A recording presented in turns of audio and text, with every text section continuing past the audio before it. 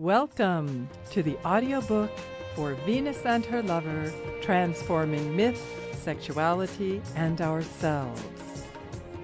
Written and narrated by Becca Tzigany.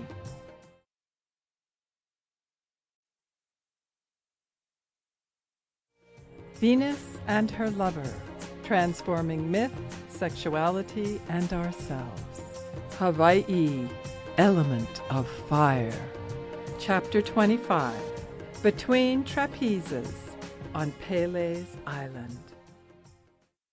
Here's a quote from Karl Wallenda. "Being on the tightrope is living. Everything else is waiting." Few places have I been where an ancient goddess still holds court. In Mexico, perhaps, where the indigenous goddess blazes forth in a yonic halo in the form of the Christian La Virgen de Guadalupe, and in the Caribbean islands, where Oshun comes dancing alive in Santeria and Voodoo ceremonies. In Hawaii, the pagan volcano goddess Pele is, without a doubt, a palpable force to be reckoned with. And nowhere in the islands is her presence more strongly felt than on the Big Island, the island of Hawaii, for which the whole state is named. Some say she still tends the fires of the Kilauea volcano on the south end of the island. Like most people call NOAA for a weather update, we would call the Volcano National Park for an eruption update. Natives seem keenly aware that Pele is the creatress and that wherever you step on Hawaii is Pele's handiwork. Legend has it that Pele considers all the volcanic rocks her children and expects them to be left at home. Countless tourists have picked up pieces of lava and taken them back with them, only to frantically return them to park rangers and hotel workers, recounting tales of bad luck and mishaps and pleading that they please return the rocks to their place of origin. The Hawaiian rangers and hoteliers comply, ceremonially replacing the rocks that routinely arrive in the mail. One of my favorite experiences on Hawaii was coming upon makeshift altars on the beach, on a hiking trail, at a heiau, an ancient temple site.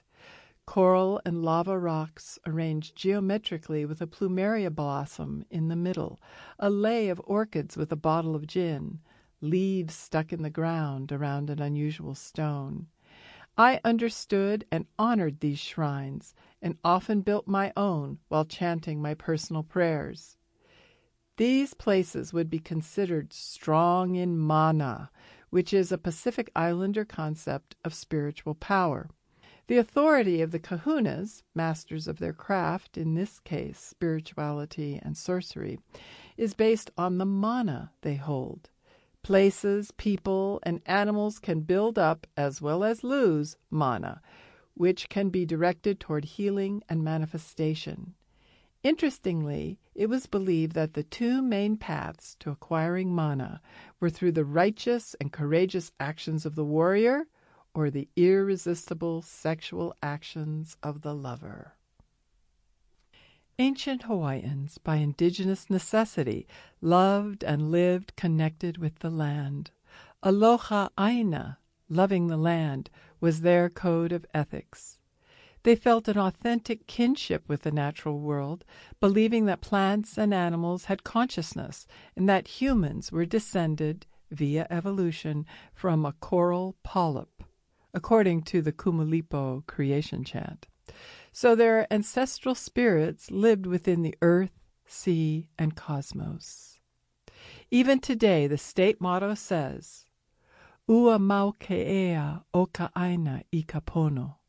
The life of the land is preserved in righteousness.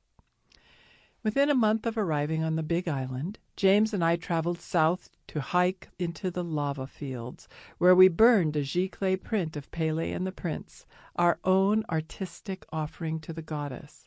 "Please, Madame Pele, receive our offering," I intoned. "Please, let us stay here." Sample complete.